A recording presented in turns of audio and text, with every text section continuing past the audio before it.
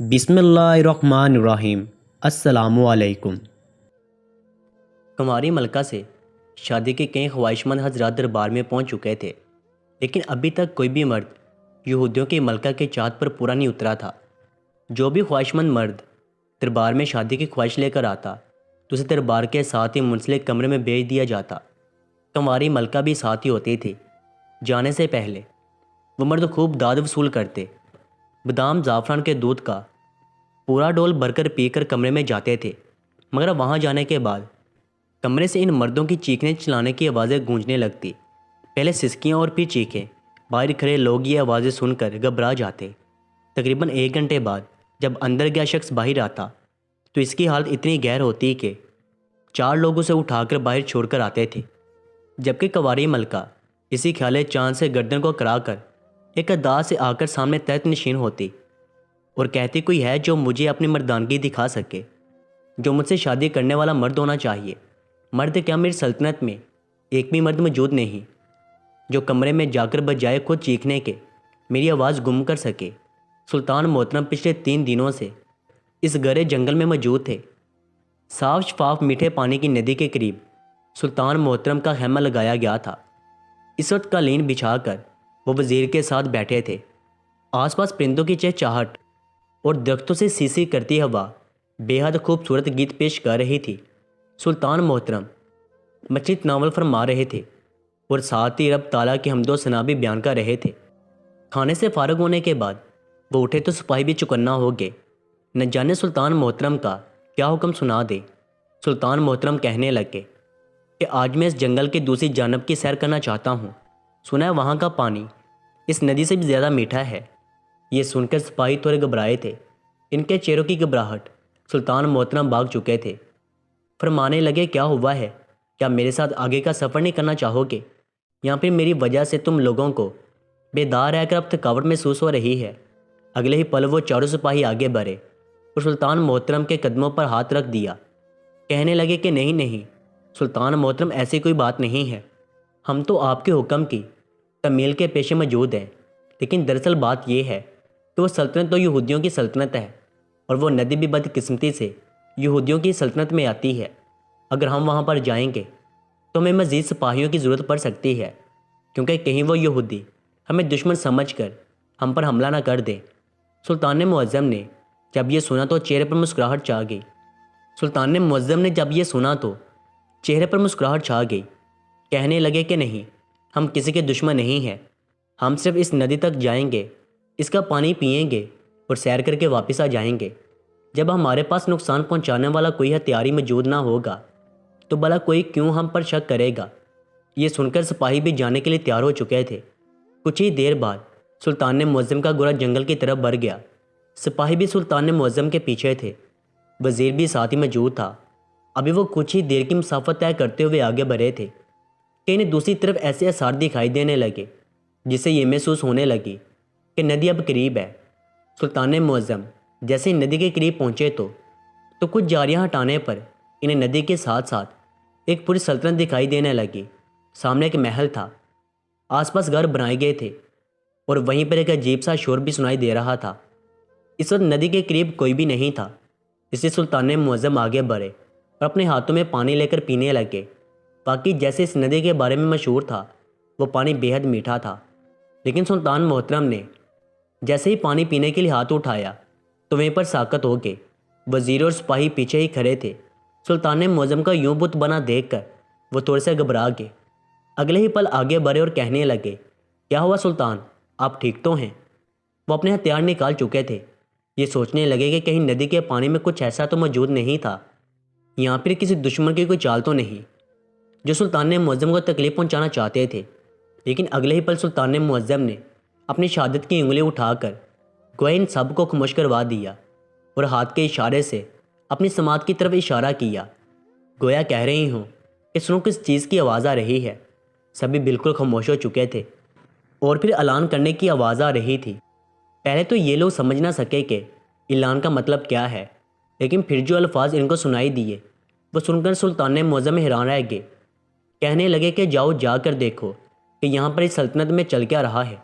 2 سپاہی فوراً اپنا بیس بدل کر آگے بڑھ گئے جس سے وہ سلطان معظم کی سلطنت کے سپاہی نہیں لگتے تھے بلکہ عام لوگ لگتے تھے۔ جو خبر وہ واپس لائے تھے سلطان معظم سن کر حیران رہ گئے۔ دونوں سپاہی کہنے لگے کہ یہ بڑی عجیب و غریب سلطنت ہے۔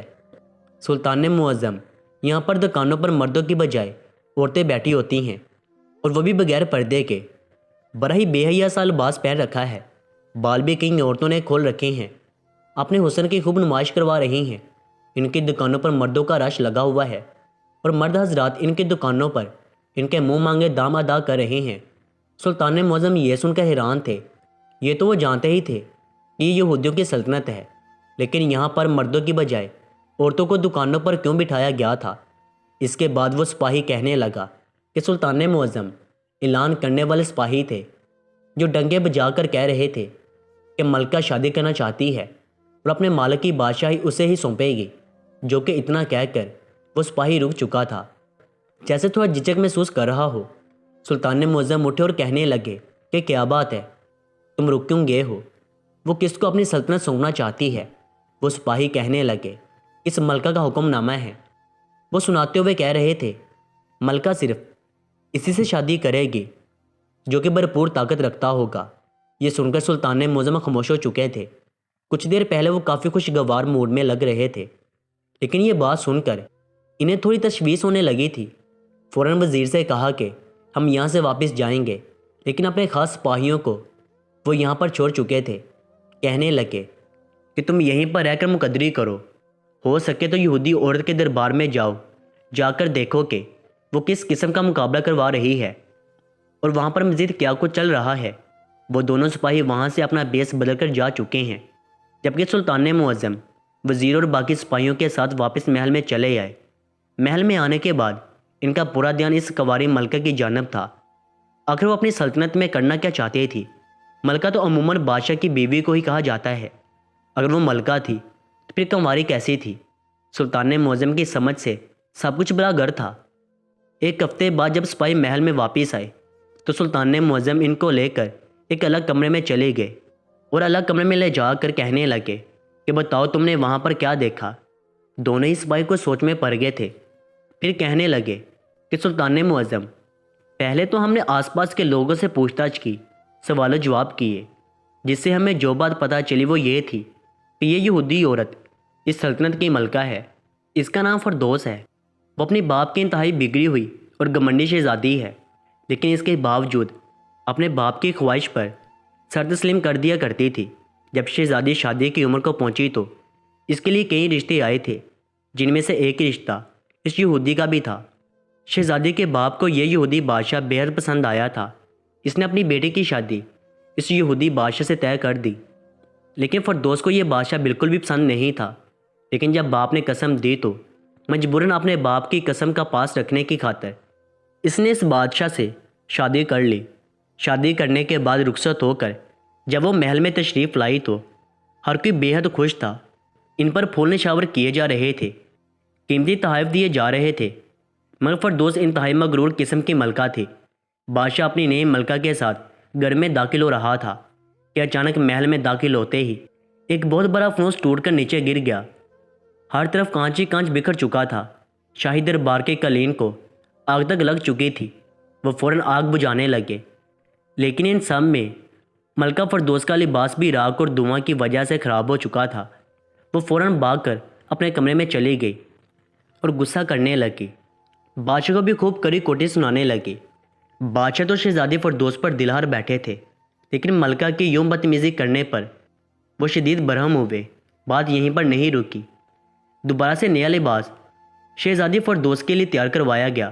وہ کہنے لگی کہ وہ تب تک اپنے شوہر کے ساتھ سہاگرات نہیں منائے گی جب تک انہیں بالکل ویسے ہی لباس تیار کر کے نہیں دیا جاتا جیسا ان کے والد محترم نے انہیں جہیز میں دیا تھا، اور وہ پہن کر اس محل میں قدم رکھ چکی تھی۔ ایک ہفتے تک ان کا وہ لباس بھی تیار ہوا جسے پہننے کے بعد انہیں اپنے ہجرہ حروفیہ میں بٹھایا گیا۔ وہ بھی دلہن بنی بیٹھی تھی کہ جب یہودی سلطنت کے بادشاہ سلطان اس کمرے میں داخل ہوئے، لیکن اچانک ان کے دل میں شدید درد کی ٹھسیں اٹھنے لگی اور وہ وہیں تڑپنے لگے۔ ملکہ اپنی جگہ چھوڑ چکی تھی۔ فوراً شاہی طبیب کو بلوایا گیا، لیکن یہ بات اس نے روتے ہوئے کہی کہ سلطان اس جہاں فانی سے کوچ کر چکے ہیں، وہ اب ہم میں نہیں رہے۔ پورا ملک سوگواری میں ڈوب چکا تھا، جبکہ ملکہ فردوس کنواری ملکہ کے نام سے مشہور ہو گئی، کیونکہ بھلے ہی وہ شادی شدہ تھی اور 8 دن اپنے شوہر کے ساتھ گزار چکی تھی، لیکن ابھی تک اس کے شوہر نے انہیں ہاتھ تک نہیں لگایا تھا۔ پچھلے 8 ماہ سے وہ اپنے شوہر کے بغیر اس سلطنت کو سنبھال رہی ہے، لیکن ان کے والد گرامی وفات سے پہلے اپنی بیٹی کو یہ قسم دے کر گئے تھے کہ وہ اب دوسری شادی ضرور کر لے۔ وہ ایک عورت ہے اور عورت کبھی بھی سلطنت کی ذمہ داریاں نہیں سنبھال سکتی۔ یہ بات ملکہ فردوس کو اس قدر گائل کر گئی، اس نے پوری سلطنت کا کاروبار عورتوں کے سپرد کر دیا۔ اب دکانوں پر تجارت پر اس سلطنت کی عورتیں جاتی ہیں اور مرد گھر پر بیٹھتے ہیں۔ یہی وجہ ہے کہ جب سے عورتیں بازار میں آئی ہیں اور چیزیں فروخت کرنے لگی ہیں تو کتنے ہی منچلے اور غلط نگاہیں رکھنے والے لوگ بازاروں میں ہی گھومنے پھرنے لگے ہیں۔ ان کو اگر ضروریات کی اشیاء نہ بھی چاہیے تو وہ ان عورتوں سے آ کر خریدنے لگتے ہیں اور ان کے حسن کو دیکھ کر اپنی آنکھیں سینکتے ہیں، اور یوں ملک میں کافی ترقی ہوتی چلی جا رہی ہے۔ کنواری ملکہ یہ سمجھتی ہے کہ یہ عورتوں کے کاروبار کرنے کی وجہ سے ہے، لیکن پس پردہ حقیقت یہ بے حیائی ہے جو یہ ملکہ اپنی سلطنت میں پھیلا چکی ہے۔ سلطان معظم یہ سب کچھ جان چکے تھے، لیکن اس کے ساتھ ہی جب سلطان معظم کو یہ پتہ چلا کہ دربار میں ایک مخصوص کمرہ بھی موجود ہے جہاں پر وہ کنواری ملکہ خود مردوں کے ساتھ جاتی ہے اور جا کر ان کی جانچ پڑتال کرتی ہے، نہ جانے ان کے ساتھ کیا کرتی ہے، ان کے چیخنے کی آوازیں باہر تک آنے لگتی ہیں۔ وہ مرد تو اس قدر کمزور ہو جاتے ہیں کہ اپنی ٹانگوں پر چل کر بھی نہیں جا سکتے۔ کچھ لوگ تو بالکل بے ہوش ہو جاتے ہیں، جبکہ اس ملکہ کی صحت پر تو کوئی اثر ہی نہیں ہوتا۔ ان لوگوں کا تو کہنا ہے کہ یہ لگتا ہے کہ ملکہ یہ سیب زیادہ ہے، یقیناً اس پر کسی نے بدروہیں چھوڑ رکھی ہیں، یا پھر یہ ہے ہی منحوس۔ کبھی جو بھی اس ملکہ کے قریب جاتا ہے وہ اس حالت کو پہنچ جاتا ہے جیسا کہ اس یہودی سلطنت کے بادشاہ کو ہی دیکھ لیں، جو کہ بالکل صحیح سلامت تھا، لیکن اس عورت کے قریب جانے سے پہلے ہی موت کے گھاٹ اتر گیا۔ سلطان معظم کو یہ ساری بات سمجھ آ چکی تھی۔ کچھ دیر تو وہ سوچتے رہے، پھر کہنے لگے کہ ہمیں مزید دیر نہیں کرنی چاہیے، اس سے پہلے کہ یہ سلطنت غلط ہاتھوں میں سونپ دی جائے اور نیا ہتھ کنڈا اپنا لیا جائے۔ ہمیں جلد سے جلد اس کی سلطنت میں جانا چاہیے۔ سلطان معظم فیصلہ کر چکے تھے، کہنے لگے کہ میں بیس بدل کر جاؤں گا اور جا کر دیکھوں گا کہ آخر یہ مردوں کی طاقت کا مقابلہ کیسے کرتی ہے۔ مقابلے تو میدان میں کیے جاتے ہیں، لیکن دربار کے مخصوص کمرے میں خود جا کر وہ کیا کچھ کرتی پھر رہی ہے۔ سپاہی بھی گھبرا چکے تھے، کچھ تو شرم سے لال سرخی ہونے لگے کہ وہ تو یہودی عورت ہے، مسلمان تو نہیں ہے، نہ جانے کیسے بے حیائی پھیلاتی ہوگی۔ سلطان معظم وہاں جا کر کیا کہیں گے، کہیں اپنا ایمان ہی خطرے میں نہ ڈال لیں۔ لیکن سلطان معظم نے انہیں گوری سی نظروں سے دیکھا۔ سلطان معظم نے اپنا بیس ایک عام سے مرد کی طرح بدلا۔ جسامت اور قد کاٹ میں سلطان معظم کسی سے کم نہیں تھے۔ جب وہ سامنے کھڑے ہوتے تو چٹان کے مانند لگتے تھے۔ ان کی طاقت کا اندازہ ان کے روب و جلال سے ہو جایا کرتا تھا۔ سلطان معظم نے اپنے پسندیدہ گھوڑے کے بجائے اپنے شاہی استبل سے ایک عام سا گھوڑا لیا اور اس گھوڑے پر بیٹھ کر وہ اس سلطنت کا سفر کرنے لگے۔ اگلی صبح تک سلطان معظم اس سلطنت میں پہنچ چکے تھے۔ جیسے جیسے بازاروں میں داخل ہو رہے تھے، اپنی آنکھوں سے ہی بے حیائی دیکھ رہے تھے۔ وہ یہودی مرد بری بے باکی سے ان عورتوں کو چھو رہے تھے، ان کے بالوں کو اپنی انگلیوں پر گھما رہے تھے، کوئی تو بازو سے پکڑ کر کھینچ رہا تھا، اور وہ بے شرم عورتیں بھی ان مردوں کے ساتھ یوں ہی ہنسی مذاق کر رہی تھی۔ سلطان معظم یہ بے حیائی کا بازار گرم دیکھ کر لا حول ولا قوت پڑھ کر آگے بڑھنے لگے۔ ان کا رخ وہ محل تھا اور پھر اس کا دربار جہاں پر یہ سب کچھ ہو رہا تھا۔ سلطان معظم دربار میں پہنچ چکے تھے۔ کوئی بھی نہیں جانتا تھا کہ یہاں پر ایک عظیم الشان بادشاہ موجود ہے۔ وہاں پر تقریباً 50 کے قریب مردوں کی ایک قطار سی لگی ہوئی تھی، جس میں سب سے آخر پر سلطان معظم جا کر کھڑے ہو گئے۔ ساتھ ساتھ وہ آس پاس کا جائزہ بھی لے رہے تھے، دن میں اپنے رب کو یاد بھی کر رہے تھے۔ یہاں آنے سے پہلے انہوں نے نماز کے ساتھ ساتھ 2 نوافل بھی ادا کیے تھے اور اللہ تعالیٰ سے خصوصی دعا کی تھی کہ وہ جس مقصد کے لیے جا رہے ہیں اس میں کامیابی حاصل کر کے جائیں۔ جانے سے پہلے وزیر اور سپاہیوں نے بھی یہ کہا تھا کہ ہم آپ کے ساتھ بیس بدل کر چلے جاتے ہیں، کہیں خدا نہ خواستہ دشمن کے دیس میں آپ کی جان کو خطرہ نہ ہو جائے۔ مگر سلطان معظم نے سب کو انکار کر دیا تھا، کہنے لگے کہ مجھے اپنے رب کی ذات پر پورا بھروسہ ہے، وہ میری حفاظت فرمائے گا۔ اگر میری زندگی ہوئی تو میں دشمنوں کے جنگل سے بھی بچ جاؤں گا، اور اگر میری موت واقعہ لکھی ہوئی تو یہاں پر کھڑے کھڑے تم لوگوں کے بیچ میں بھی وہ میری سانسوں کو کھینچ لے گا۔ سلطان معظم اس قطار میں کھڑے تھے۔ جیسے جیسے دربار میں مرد داخل ہو رہے تھے، ان کی خوشی کی کوئی انتہا نہیں تھی۔ وہاں پر اندر سے لائے جانے والے مردوں کو اٹھا کر لایا جا رہا تھا۔ کچھ تو بے ہوش ہو چکے تھے اور ان کے وجود بالکل نیلے پڑنے لگے تھے، تو کسی کا چہرہ بالکل سرخ ہو چکا تھا، کوئی تو بالکل پتھر جیسا سرخ ہو چکا تھا۔ سلطان معظم سمجھ نہیں پا رہے تھے کہ آخر دربار کے کمرے میں لے جا کر یہ کنواری ملکہ کرتی کیا ہے۔ کہیں اس نے اس کمرے میں زہریلا سانپ تو نہیں رکھا تھا، جس کے ڈسنے سے یہاں آنے والے لوگوں کی یہ حالت ہو رہی تھی۔ ان پر ہیبت طاری ہو رہی تھی۔ آخر کو جب 10 لوگ بچ گئے تو سلطان معظم سمیت ان کو دربار میں بلا لیا گیا۔ ایک جنب کرسیاں لگائی گئی تھی جہاں پر ان کو بتایا گیا تھا۔ تبھی کمرے سے کنواری ملکہ نکل کر آئی۔ سلطان معظم تو سمجھ رہے یہ کوئی 35 سے 40 سال کے درمیان خاتون ہوگی، مگر ایسا نہیں تھا۔ وہ بامشکل 22 سے 23 سال کی لگ رہی تھی، لیکن غرور اور تکبر تو عروج پر تھا۔ بال کھلے تھے، پردہ نام کی کوئی چیز نہیں تھی۔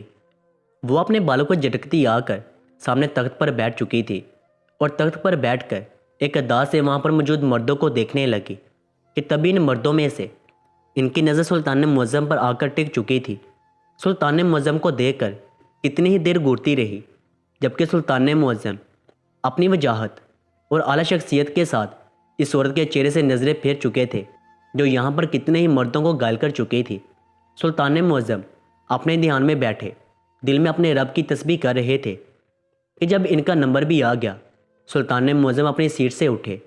وہ ملکہ تو کمرے سے نکلتے ہی سلطان معظم کو گھور رہی تھی۔ اگلے ہی پل سامنے تخت پر بیٹھ کر سلطان معظم کو بلانے لگی۔ سلطان معظم اس کے سامنے حاضر ہوئے تو بڑی ہی بے باکی سے سیدھی ہو کر بیٹھی، اور پھر سلطان معظم سے کہنے لگی کہ تمہارا نام کیا ہے؟ سلطان معظم نے اپنا نام عبداللہ ابن ایوب بتایا تھا۔ یہ سن کر وہ عورت ہاں میں سر ہلانے لگی، پھر باپ دادا کا نام پوچھنے لگی، پیشے کا پوچھا، پھر کہنے لگی کہ کیا تم اس قابل ہو کہ یہ مقابلہ کر سکو؟ پہلے ہی نظر میں تمہیں دیکھ کر مجھے لگا ہے کہ واقعی تم ایک مرد ہو، لیکن اگر تم میری خواہشات پر پورا نہ ہوتے تو تمہارا بھی وہی حشر ہوگا جو یہاں پر پہلے آنے والے مردوں کے ساتھ ہوا۔ سلطان معظم اگلے ہی پل مسکرائے تھے، اس کے بعد خود ہی اس کمرے کی جانب جانے لگے جہاں سے باقی مرد نکل رہے تھے۔ سلطان معظم اس کمرے میں داخل ہوئے، اور کچھ ہی دیر بعد اس کمرے میں وہ کنواری ملکہ بھی داخل ہو چکی تھی۔ ساتھ ہی 2 طبیب بھی اندر جا چکے تھے۔ کمرے میں کیا ہونے والا تھا سب کو پتا تھا۔ وہاں پر موجود سپاہی دربان تو گویا جمائیاں لینے لگے تھے، ناک سے مکھیاں اڑانے لگے تھے کہ اس کے ساتھ بھی وہی کچھ ہوگا جو اس سے پہلے ہوا تھا۔ لیکن اس وقت تو کنواری ملکہ کے محل کے در و دیوار کانپ اٹھے جب کمرے سے بجائے سلطان معظم کی چیخوں کے ملکہ کی چیخوں کی آواز گونجنے لگی۔ ملکہ کی رونے اور چیخنے چلانے کی آواز دور دور تک سنائی دے رہی تھی۔ وہ لوگ جو خود پر بے ہوشی سے طاری ہوتی محسوس کر رہے تھے، اس شور کو سن کر اگلے ہی پل ان کی آنکھیں حیرت سے کھل چکی تھی۔ یہ سب کچھ کیا ہو چکا تھا؟ کون تھا وہ مرد جو یہ مقابلہ جیت چکا تھا، ملکہ کی چیخیں نکلوا چکا تھا؟ 2 گھنٹے اس کمرے میں گزار چکے تھے۔ جب چیختے چلاتے ہوئے طبیب باہر آئے، طبیبوں کی بھی حالت گیر ہو چکی تھی۔ صرف اتنا ہی نہیں، سلطان معظم کمرے سے باہر نکلے تو ابھی بھی کمرے سے ملکہ کی چیخنے چلانے کی آوازیں آ رہی تھی۔ وہ دربار میں آئی اور قدموں میں گر گرا کر کہنے لگی، میں تم سے شادی کرنا چاہتی ہوں، تم ہی میرے شوہر بننے کے حقدار ہو، میں پوری سلطنت تمہارے قدموں میں وار دوں گی۔ لیکن سلطان معظم بغیر ایک بھی پل اس لڑکی پر نظر ڈالے وہاں سے چلے گئے، اپنے گھوڑے کو لیا اور اس سلطنت سے باہر آ گئے۔ لوگ مر کر دیکھ رہے تھے آخر کون تھا یہ شخص اور اندر کمرے میں کیا ہوا تھا۔ اگلے ہی روز اس یہودی عورت کی سلطنت کا تو نقشہ ہی بدل چکا تھا۔ عورتوں کو پردے میں رہنے کا حکم دے دیا اور مردوں سے کہا کہ وہ کاروبار سنبھالیں۔ یہ حکم نامہ جاری کر دیا کہ کوئی بھی عورت بغیر پردے کے دکھائی دی یا بغیر مقصد مردوں کے ساتھ گھومتی پھرتی دکھائی دی تو اس پر قید لازم ہو جائے گی۔ اور ایسے ہی کئی ایسے اصول جاری کیے گئے جو مسلمانوں کی سلطنت اور بادشاہت میں ہوا کرتے تھے۔ یہودیوں کو تو ان قوانین سے فرق نہیں پڑتا تھا۔ ہر کوئی حیران تھا کہ ہماری ملکہ کو ہو کیا گیا ہے، لیکن اس روز کو سب کی چیخیں ہی نکل گئی۔ کوئی وہ اپنے ہی ملکہ کے بارے میں بدگمان ہونے لگے، اس کے خلاف احتجاج کرنے لگے کہ اس کو ملکہ کے تحت سے اتار باہر کرنا چاہیے، یہ ہماری ملکہ بننے کے لائق ہی نہیں ہے۔ جس روز کنواری ملکہ نے کلمہ طیبہ پڑھا تھا اور اپنی رایا کے سامنے یہ اقرار کیا تھا کہ میں نے دین اسلام قبول کر لیا ہے، ان لوگوں نے ملکہ کی دیکھا داکھی خود بھی دین اسلام کر لیا، جبکہ باقی لوگ باغی ہو چکے تھے۔ کہنے لگے کہ ہم مسلمان کو کبھی بھی اپنی ملکہ نہیں مان سکتے، لیکن وہ ملکہ بجائے کچھ بھی سوچ و بچار کرنے کے، یہاں پھر سلطنت سنبھالنے کے، سب کچھ چھوڑ چھاڑ کر سلطان معظم کی سلطنت میں داخل ہو چکی تھی۔ وہ سیدھے سلطان معظم کے محل میں آئی تھی۔ ہر کوئی دیکھ کر حیران تھا کہ آنکھ سے لباس اور پردے میں ہے۔ وہ کنواری ملکہ رہی تھی جو یہودیت پر راج کرنا چاہتی تھی۔ آ کر سلطان معظم کی خدمت میں عرض کیا کہ سلطان معظم، میں نے سب کچھ چھوڑ دیا، میں نے اسلام قبول کر لیا، آپ مجھے مزید دینی تعلیمات سکھائیں اور اپنی نگرانی میں سکھائیں، لیکن میں آپ سے شادی کرنا چاہتی ہوں، بے شک مجھے اپنی کنیزوں میں رکھ لیں۔ سلطان معظم یہ سن کر ایک پل کو مست آئے تھے، پھر اسے اپنی خاص کنیزوں کے حوالے کر دیا، اسے دینی تعلیم سکھاؤ، اس کے لیے باقاعدہ ایک معلمہ کا انتظام کرو۔ ہر کوئی حیران تھا کہ آخر اس بند کمرے میں ایسا کیا ہوا تھا جو ایک گمنڈی اور مغرور کنواری ملکہ اس حد تک بدل گئی تھی۔ سلطان معظم کہنے لگے کہ جب میں اس کمرے میں داخل ہوا تو یہ ملکہ بھی وہیں پر داخل ہوئی تھی۔ سب سے پہلے مجھے اس تخت پر لیٹنے کا کہا گیا اور کہا کہ یہ لوہے کی بڑی بڑی میخیں آنکھوں کے سینے پر رکھی جائیں گی، اور پھر وہاں پر طبیبی موجود تھے اور بڑے بڑے پہلوان بھی کہنے لگے کہ ہم پوری قوت سے یہ لوہے کی میخیں آپ کے وجود میں اتاریں گے، جسے یہ لگے گا کیا واقعی بہادر ہیں۔ جیسے وہ شخص قریب آیا اور سلطان معظم کے سینے پر ہتھوڑا مارا کہ وہ میخیں ان کے سینے میں پیوست کرنے لگا، تو سلطان معظم نے دل ہی دل میں اللہ اکبر کہا۔ اس شخص نے تھوڑا تو مارا تھا، لیکن وہ میخیں سلطان معظم کا کچھ بھی نہیں بگاڑ پائی تھی۔ اس کے بعد سلطان معظم کو الٹا لٹا دیا گیا اور ان کے وجود پر باری برنگا لوہے کی بڑی بڑی اینٹیں رکھ دی گئی اور وہ پہلوان ان اینٹوں پر چڑھ کر کودنے لگے۔ سلطان معظم کمرے سے بالکل صحیح سلامت موجود تھے۔ وہ ملکہ انتہائی حیران و پریشان ہو گئے، ماری خوف کے چیخنے لگی کہ آخر یہ کیسے ممکن ہے۔ پہلے آنے والے لوگ تو صرف اپنے سینے میں میخیں گم جانے کے ڈر سے بحال ہو کر بھاگے، یہ انسان ہے یا پھر کوئی اور ہی مخلوق۔ اگلا پڑاؤ کان کے ٹکراؤ پر چل کر پھر کولوں پر چلنا تھا، اور اس کے بعد کھولتے ہوئے پانی میں سراکی کر لی تھی۔ جو بھی ان مقابلوں میں جیت جاتا وہی ملکہ کا شور ہو سکتا تھا۔ وہ ملکہ جان بوجھ کر اس طرح کے پڑاؤ رکھ رہی تھی تاکہ لوگ پہلے ہی بھاگ جائیں، لیکن سلطان معظم نے جیسے ہی آگے قدم بڑھانا چاہا تو وہ ملکہ آ کر قدموں میں گر چکی تھی۔ کہنے لگی کہ آپ کون ہیں، یہ سب کچھ کیا ہے، یہ تو کسی معجزے سے کم نہیں، بتائیے آپ کون ہیں، کہاں سے تشریف لائے ہیں، مجھے عام نہیں لگتے آپ۔ سلطان معظم نے اسے اپنا تعارف کروایا تھا۔ تعارف سن کر تو وہ خوف سے چیخنے چلانے لگی، یقین ہی نہیں کر پائی تھی کہ یہ دوسری سلطنت کے سلطان ہیں۔ اگلے ہی پل قدموں میں گر کر کہنے لگی کہ مجھے آپ سے نکاح کرنا ہے، میں آپ کی بیوی بننا چاہتی ہوں۔ مگر سلطان معظم نے انکار کر دیا، کہنے لگے کہ میں صرف اور صرف مسلمان سے شادی کر سکتا ہوں، تم جیسی گمنڈی اور مغرور عورت کے ساتھ میرا کوئی تعلق ہی نہیں ہے۔ سب کچھ چھوڑ کر سلطان معظم وہاں سے نکل آئے تھے، جبکہ وہ سلطان کی خاطر دیوانی سی ہوئی تھی۔ ابھی بھی سلطان معظم کے ہاتھ میں تسبیح تھی اور وہ مسلسل تسبیح پڑھ رہے تھے۔ سلطان معظم کی یہ بات سن کر ہر کوئی متاثر ہو چکا تھا۔ 2 ماہ تک وہ عورت وہاں پر دین سیکھتی رہی، مکمل پردہ کرنے لگی، یہاں تک کہ دوبارہ سلطان معظم کے پاس حاضر ہوئی تو سلطان معظم نے اس کا نکاح اپنے وزیر سے کروا دیا۔ وہ اس پر بھی رضامند تھی کیونکہ اللہ تعالیٰ نے اس یہودی ملکہ کے دل میں خیر ڈال دی تھی۔ اس کا سینہ ایمان کی روشنی سے منور ہو چکا تھا۔ پورا دربار سلطان زندہ باد کے نعروں سے گونج اٹھا تھا۔